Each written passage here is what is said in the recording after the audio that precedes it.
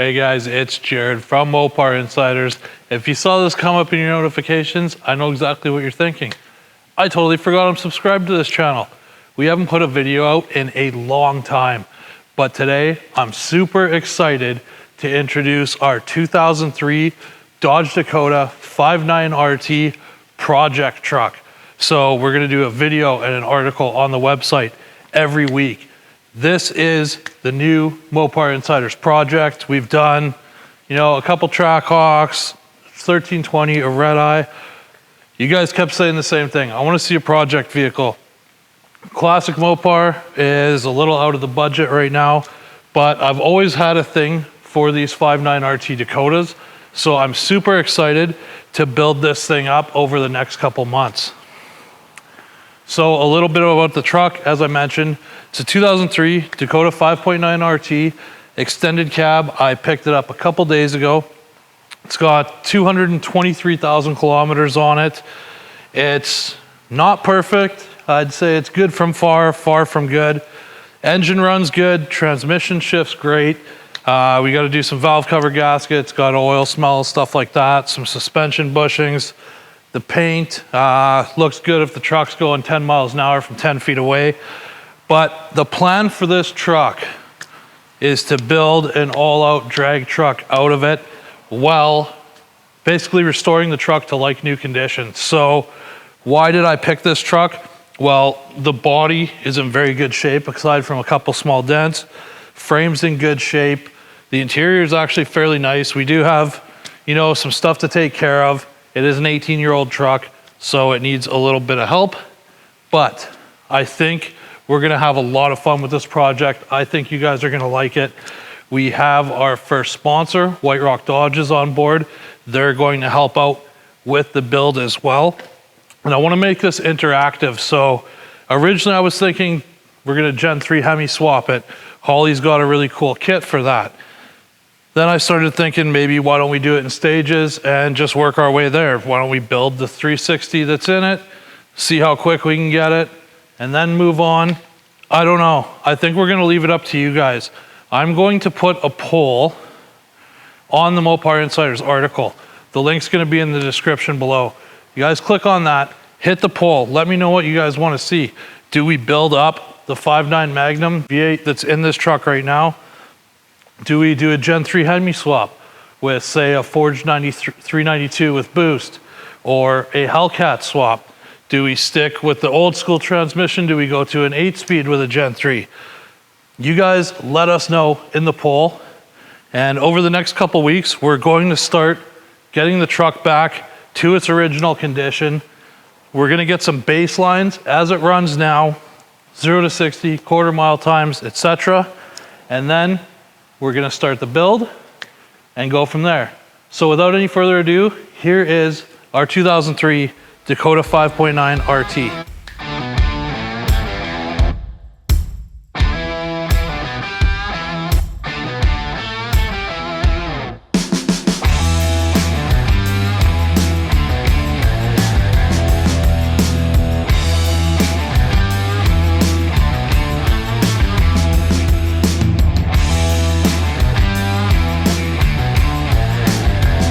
So there you go, guys. This is going to be a very fun project, I think. I like the newer stuff. Of course I do. As a matter of fact, you guys didn't even see the last Trackhawk that I showed you guys, the blue one. I ended up selling that because the market on Trackhawks has gone crazy. I actually made a ton of money off that thing. Then I bought a Challenger Red Eye. Took it to the track a couple times, ran a 1060 on a drag radial. Still had a lot of room to improve, but I ended up selling that because another really special car came along. It's not in the Mopar family, so I actually got rid of that and bought this other vehicle.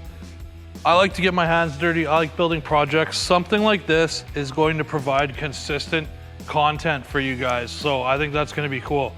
I think you guys only wanna watch, going to a drag strip. You don't wanna see that every week, because what else am I gonna do with a brand new Trackhawk? We built the red one, had a year of not being able to go to the drag strip because it was shut down, so that sucked. And I just think with this, it's gonna provide more content, it's gonna be more fun for you guys, I want to make it basically an interactive thing, so you guys are gonna guide how the truck goes. But for today, we're just gonna take care of some small things, such as the saggy headliner and some dash bulbs that are burnt out. All right, so we've got the Dakota pulled into the garage here. We're gonna start tackling a couple of the issues with the truck. So one of the things that the seller told me when I bought the truck, and you can definitely smell it, is that there's an oil leak from the valve cover somewhere. So we've got new valve cover gaskets there. The other thing that I did is I bought an intake gasket set. So it's super common on these things for the belly pan under the intake manifold to start leaking. What that does is it ends up sucking a bunch of oil into the intake, runs through the motor. Obviously not a good thing, causes a vacuum leak as well. You lose performance, truck starts running poorly. There's a really super easy way to check. So I'm gonna show you guys that in a little bit here. But first, we're gonna start on the interior. Okay, so we're gonna start inside the truck here. Overall, the interior is in fairly nice condition. One thing though, headliner's sagging down. Doesn't really look like there's any rips or anything in it, so that's a good spot. We're gonna get that fixed up right now. I hate that blue light. I gotta get that changed out. I forgot to get a bulb. These were blue, but I changed them yesterday. I couldn't even wait. And the other thing we're gonna take care of, actually the first thing we'll take care of here, is these cluster lights. So let me just move this light. As you guys can see, the bulb's burnt out on the right side of the cluster. The bulb's also burnt out for the right turn signal. Get rid of that annoying beeping. So I'm gonna change the bulbs in the cluster first with these PC194. These are the bulbs that you need to replace. They come in a little plastic holder. So I'm gonna show you how to get that cluster out, and we'll get these bulbs changed right now. So cluster removal is super easy. All there is 2 Phillips screws. You can see here and here. The rest of it is just held in by clips. And then as you're pulling this piece away, you want to unplug, your headlight switch along with your HVAC controls over here. Okay, so now I've got those 2 screws out. What you can do, I like to pull the fuse box cover back a little bit and use this as a good place to start pulling from. So you see it starts coming loose there. And just work your way all the way around here. And goes right up to the passenger side airbag there. Now what you can do underneath, it's gonna be really hard to see, it's too dark. You can pull the electrical connector from the passenger airbag switch along with the 2 connectors that go to the HVAC controls. Okay, so now I've got everything unplugged.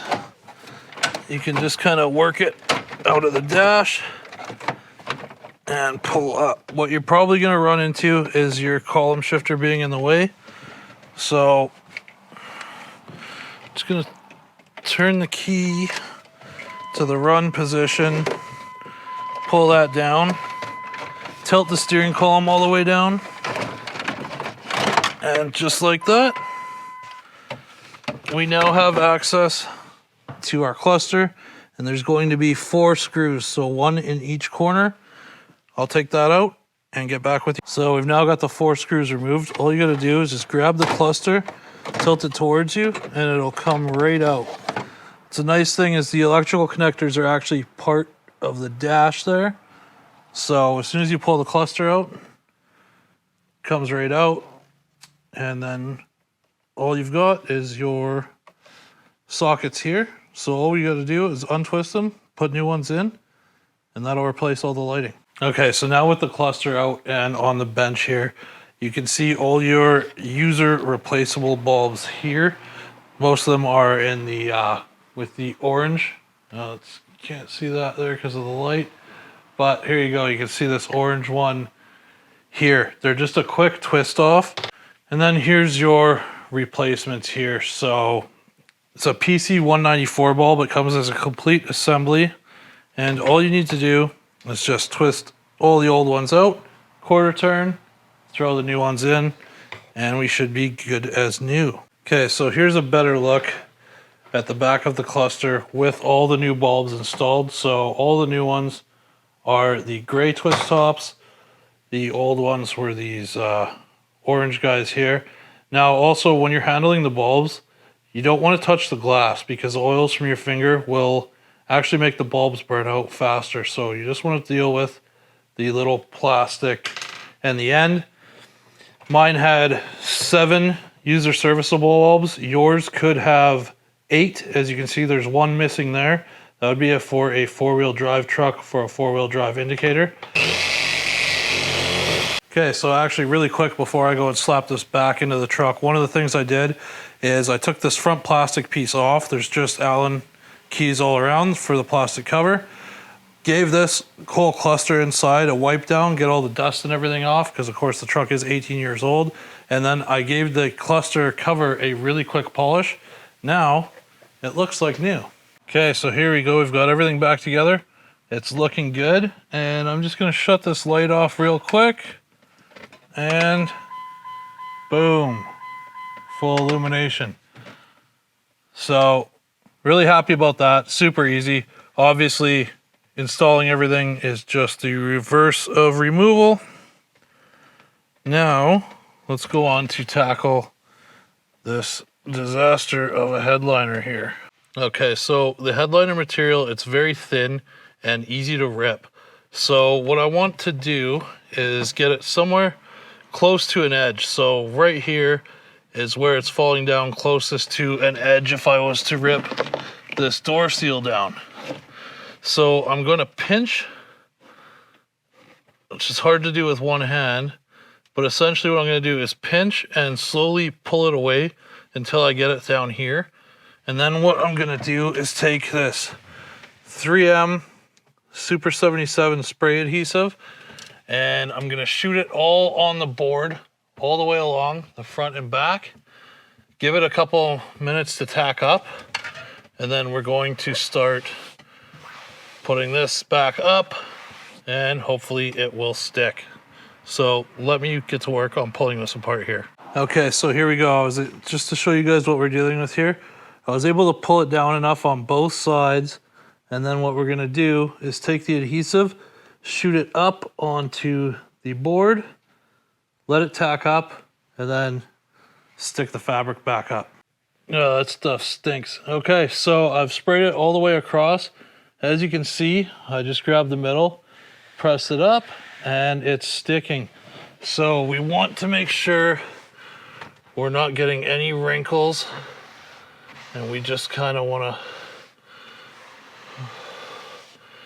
work it back in and up. And there we go, guys. Take a look at that. So I am super happy with that for the 5 minutes or so that it took. It's up nice against the board now. Not going to be hitting me in the head when I'm driving. Still have the back to do, but we'll do that obviously separately. It's close to the back of the board, so I'll just peel it down near the rear window there. And that'll be the end of that until we get a new headliner later on, but super happy with that. One thing is it did seem like the fabric shrunk, so I started in the middle, worked my way to the sides. As you can see, it was a little short here, coming up to the door seal, but I'm not gonna be angry at that for now. We are doing a new headliner eventually. And now the back is done as well. I just went through the dome light there, so I just pulled that down, pulled the fabric out, shot some glue in there, and stuck it back up. So there we go, guys. Easy, happy with that for a temporary solution. All right, so we unfortunately are not going to have time to tackle the valve cover gaskets and intake manifold gaskets in this video. So be sure to be subscribed to check out the next one. But I did tell you guys that I would show you how to see if you need to do the intake gaskets on these. So just let me move my light right here. So a really easy way to tell is with the engine off, take your throttle body cover off, the hat, and if you open the butterflies all the way and you look down, you're not going to be able to see that just because unfortunately it's too dark. So if you see oil down in those passages all in the bottom of the intake there, that's a very good sign that your belly pan's leaking and those gaskets should be changed. All right, guys, I hope you enjoyed the first video on Project 59RT. I don't know what we're gonna call it yet. We're gonna have to come up with a name, but I'm really, really looking forward to this build. Hope you guys like this video, subscribe, check out more great content on our channel. Leave a comment down below what you guys wanna see, and don't forget to click the link below to vote on our poll. What engine should we build for this thing first? Take care. We'll see you guys in the next video.